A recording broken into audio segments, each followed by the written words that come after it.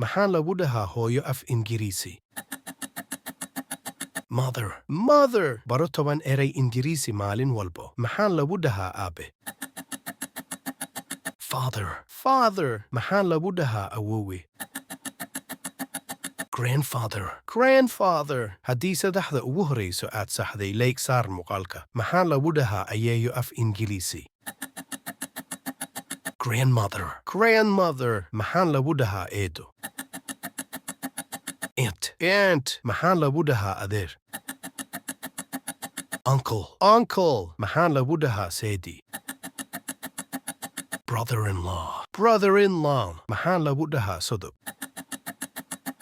Father-in-law. Maxaan lagu dhahaa qoys? Family. Mida ugu dambayso maxaa lagu dhahaa qaraabo af Ingiriisi? Haddaad jawaabta taqaanid nagu soo qor qaybta falada mahadsani.